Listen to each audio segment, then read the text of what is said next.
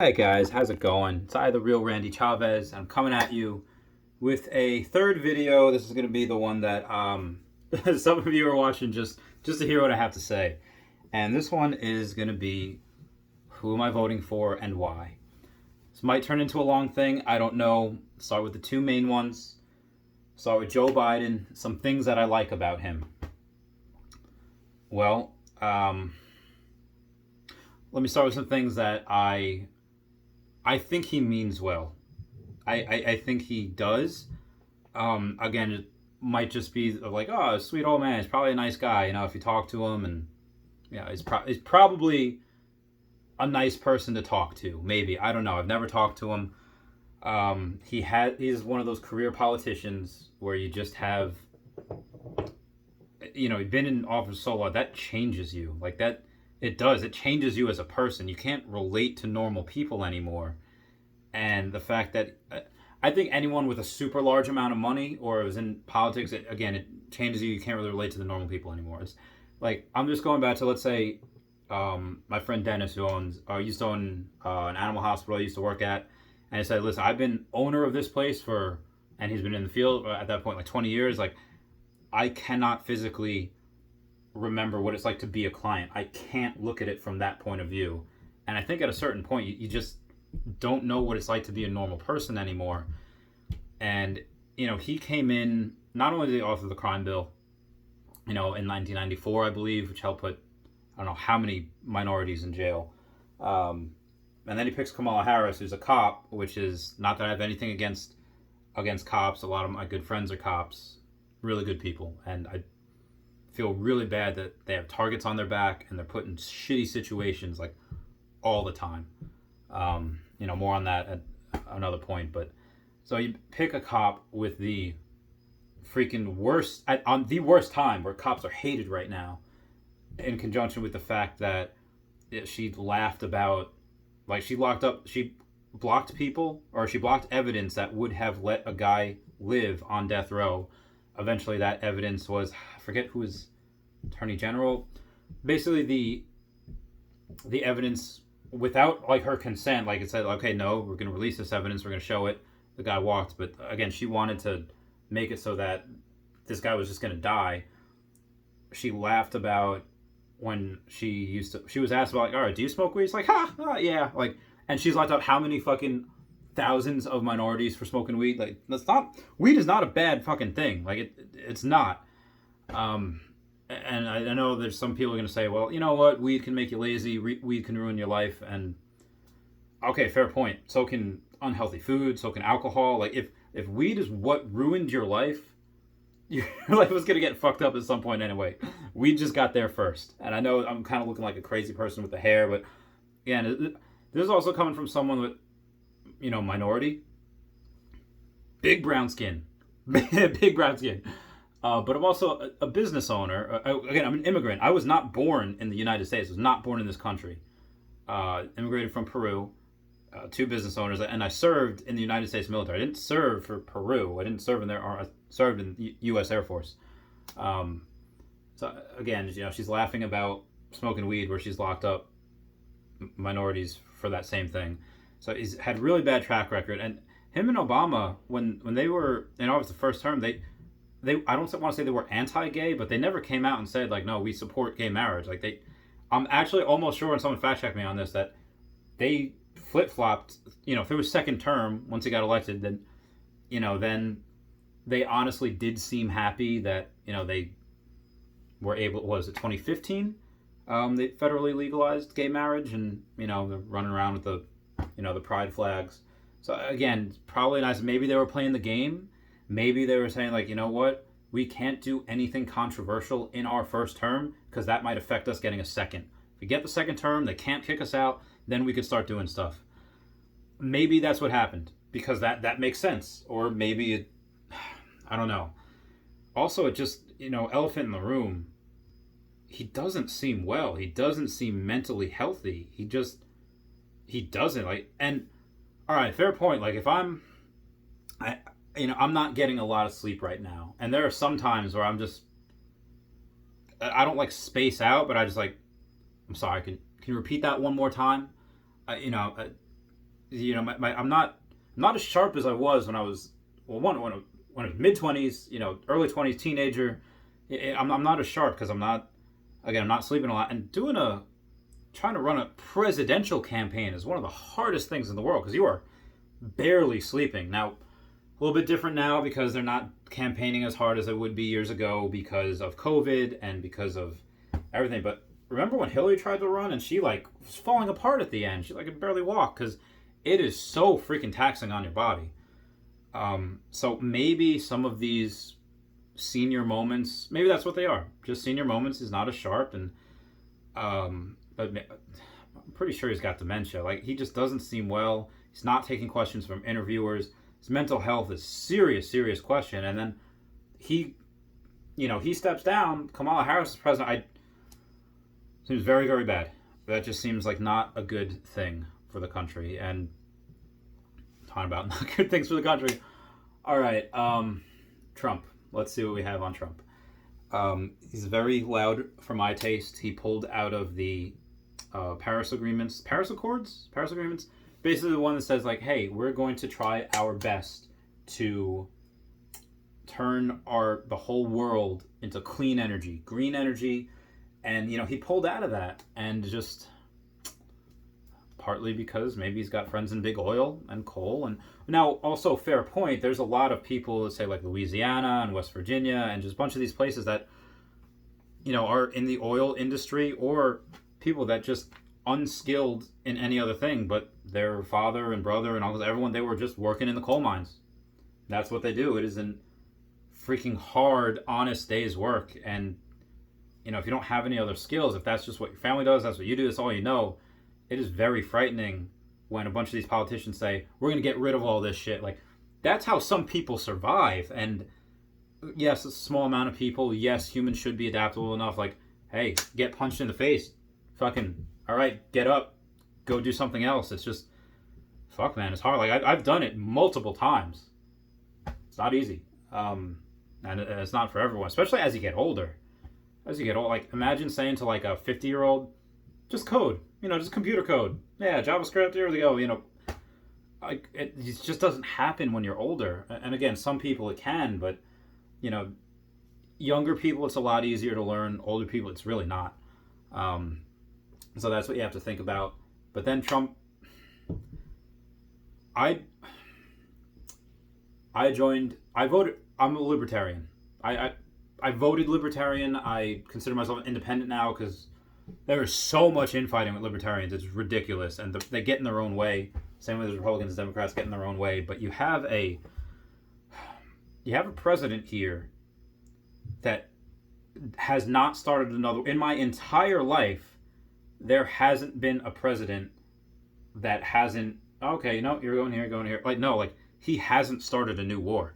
President Trump brokered a peace deal with the UAE and Israel and just everywhere. So he was nominated for Nobel Peace Prize, and I guess Obama was also. And the day after he fucking got it, bombed Yemen. And just, not talking about Obama or Bush Senior, Clinton, just two right here. That means a lot to me because, again, I served, and I want my friends that are still serving to be safe. And I think part of the reason why I loved Ron Paul back in the day was because, hey, he wants the troops home. My friends get to come home, and again, that's kind of, I'm just appealing to like the side, like, oh, keep our soldiers safe, which, soldiers, airmen, Marines, yes, I'm all for that. On the flip side of that, especially if you're a man in the military and you're single, you want deployments like no other because, one, you get paid more. Like, you just do. One, it's tax-free wherever you go, like, unless you're going to, like, fucking cupcake land, like Qatar, and, there's no danger there. You're going to get tax-free. I think in Afghanistan and Bagram, Kandahar, you get hostile fire pay and imminent danger pay. I think in Iraq you get that too. I think you get hazard pay also. If you're married, you get separation pay. And then everything that everything's taken care of for you. So you want deployments. You want to go because there's a lot of bonding. You're in a place that It sucks. You're in a place that it's fucking hot. Like I remember in Kuwait in 2016, reached 130 fucking degrees, and fuck was it hot. But you're in there together, and it sucks together. Like remember when Ash Ketchum is in that freezing place, and it's like, all right, guys, we'll all be cold together. You're there, and it sucks together. Like it's can't explain it. It's different. So maybe some people in the military is like, hey, Trump, like, can we like fucking start? Like I've been thinking like a couple of times. I thought like, okay, going to war with North Korea, going to war with Iran. Like I've gone like, all right, time to run again, time to get back in shape, because I thought I was going back. They still have until December 18th of 2020 to be able to call me back in the military. So yeah, he's done a couple things that I liked. Like he has made it so that veterans are able to, they have a GI Bill after they get out of the military, which states that you can use it to go to school for like 3 years. And up until Trump came into office, you had 10 years to use it. But, you know, if you wanted to use it 11 years after you separated, you could not. Trump made it so that you could use it. Like, if you serve this country, you don't have to just use it in the first 10 years. You could use it 20 years out, 30 years out, as long as you're alive. And you could pass it off to your kids. But passing it off to your kids, you could always do. As far as business, again, business owner. I have two businesses. Trump made it so that you had, before Trump, you had to pay 35% capital gains tax, which fucking sucks. He made it so that you only pay, hey, on your outside of everything else that you're taxed for, you're taxed 35%. Trump made it so that you're only taxed 21% on your profits, which that helps us out a lot. That helps me. Like for me, like I give money to other business owners. That helps other business owners. And again, some people like, oh, like my friend Mark, he's like, no, like tax me, let it go to other places. And taxes does go to other places like building roads, and it goes to welfare and food stamps and Medicare and Social Security and stuff that people need. And well, you can have another conversation about what, welfare state versus not welfare state. So Trump does a couple of good things that like, hey, this is pretty good. The thing with the post office pissed me the fuck off because of his personal feelings, not liking Jeff Bezos. Him going and say like, you know what? Because Jeff Bezos, what they can do at Amazon, if they deem that a route becomes too expensive for them as they ship something, again, Amazon already gets paid.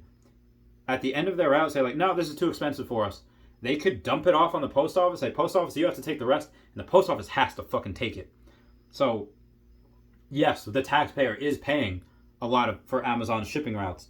So Trump, in order to hurt, because he doesn't like Jeff Bezos, he wants to say like, okay, we'll bail out the post offices, but you're going to have to raise some rates to hurt Jeff Bezos, which, okay, it might hurt Jeff Bezos, but it hurts me a lot more as my second business, as opening up, collectibles, buying and selling, and I have to ship out stuff to in-state, like in the continental U.S., it should not be that much. It is fucking $20 to send a Pokemon card from New York to California, like $700 insurance. It used to be like $10. It's fucking ridiculous. And that's not including going overseas, the global shipping program. It's fucking ridiculous, and I hate that Trump did that. So there's, again, stuff that you can like Trump for, stuff that you could hate Trump for. But Trump is, I don't think he's aged a day since he took office. Like, there's a couple of times, yeah, you get some really bad, the tan lines on his face. Like, all right, like, calm the fuck down. Oh, with that, like, Trump, I hear you listen, like, get a gay man in your repertoire, like, get him in, like, your cabinet to help you out with how you look. Because there are some times where you just look god-awful. Like, I'm sorry, you just look like shit. But for the most part, he's handling it really well, because he's been in really, really tight spots before with businessmen in China, and, oh, God, I hope we don't go to war with China. But, your other business owners, other world leaders, you're not going to fuck with Trump, because Trump's I don't want to say a wild card, because he's very intelligent. You can't be successful in TV, construction, business, politics, and be fucking stupid. He's not fucking stupid. But he's got a mouth on him. I could picture him starting an international. I'm surprised he hasn't already. But he seems to handle the job really well, and I do not trust Biden or Kamala Harris to do that. Biden's already so either one of those two, I would trust Trump to run the country better than Biden. But that being said, there is a third option that nobody ever seems to talk about. In 2006 to 2008, there was a movement in this country like no fucking other. Ron Paul won the hearts of millions of people, younger people that like aren't even into politics. Like before social media and before like internet, like mid 2000s, like no kid was into politics. They're always like, fuck religion, fuck politics. They're all a bunch of whatever. They don't care about us. And for the most part, I guess that's right. They don't. But my God, he did believe in personal liberty. One of the only Republicans like, no, bring our troops home. One of the only people in Congress to vote against giving themselves raises. Congress, when they pass the bills to give themselves raises, they vote yes to give themselves raises every single fucking year. Ron Paul did not do that. It's like, no, we get enough money. And it's just about ending these unconstitutional, undeclared wars. He made me a libertarian. He helped make me the man I am today. And personal responsibility and looking at things fiscally, saying like, you can't just do things like Biden wants so much spending. We have, what are we, $27 trillion in debt? That's not healthy. That's not good. Like, we don't deserve the credit rating that we have. Anyway, Ron Paul's like, no, like, balance the budget. Get out of these unconstitutional, undeclared wars. Bring our troops home. Audit the fucking Federal Reserve. Jesus Christ. And 2008, I actually couldn't vote. I was only 17. 2012, 2012 I voted for him. 2016, who the fuck did we have? Hillary Clinton and Trump. I voted for Gary Johnson. And this year, the Libertarian candidate is Joe Jorgensen. And if you're given choice of was that South Park reference, a turd or a shit sandwich or a douche or a shit sandwich, whatever it is, my friend Christy put it really, really well. It says like, no, you have to earn my vote. And even though I think out of the two of Biden versus Trump, I think Trump would be a better leader. Joe Jorgensen, because that's just what I believe in. Libertarians for the most part believe just like, you do you, as long as you're not hurting anyone, leave everyone else alone, and that's great. New Hampshire has a lot of that. Texas has a lot of that. I do not like it when people tell me what to do, especially when they're stupider than I am. Like it's let people live their lives. So that's it. That's who I'm voting for. Something might change, and actually, I almost wasn't. I almost was going to vote for Trump, not because of any particular policy that he had or any particular reason. Like again, like if anyone has a reason to not like Trump, it's me, because he had that ban on bump stocks. I love guns. I love weapons, and freaking all my friends almost became felons because it's a long story. Did a couple again, pulled out of the Paris Accords, and just. Again, I don't like people telling me what to do. I almost voted for him because of the left's cancel culture. Again, nothing against Biden. It's just a lot of the followers that just say like, so offended by everything. And the reason Trump got elected is because, people call them snowflakes, and people are saying like they need safe spaces because people wrote Trump 2016 in chalk. Like, fucking toughen up, Jesus Christ. And the part of the straw that almost broke the camel's back was like saying, bullying everyone that they don't like. That they're like, oh, you shouldn't do that. And Jenna Marbles on YouTube, one of my freaking heroes. Like when I was deployed, I would look forward to that video that she made every Wednesday, sometimes Thursdays, because that's what she does every week. That helped me get through that deployment. That helps you when you feel things you can count on. And she brought smiles to millions of people, and people on the left constantly message like for shit that she did 10 years ago. She's a fucking kid, and stupid. You know how fucking stupid I was when I was a teenager or 20? Fucking retarded. And these people, they're just attacking people for what they did years ago. Like, dude, people change. People grow up. They get more intelligent, and they're trying to cancel people for stuff that they said or did. And again, you have to be able, like, free speech, First Amendment. People can come at me and call me spick and tell me to go back to my country. I'm an ugly fuck, and just dirty looking. Say it all day. Like, I disagree with everything that you just said, but I've literally joined the military and risked my life for your right to say it. Like, say whatever you want. That's the beauty of the First Amendment. It's not to talk about the weather.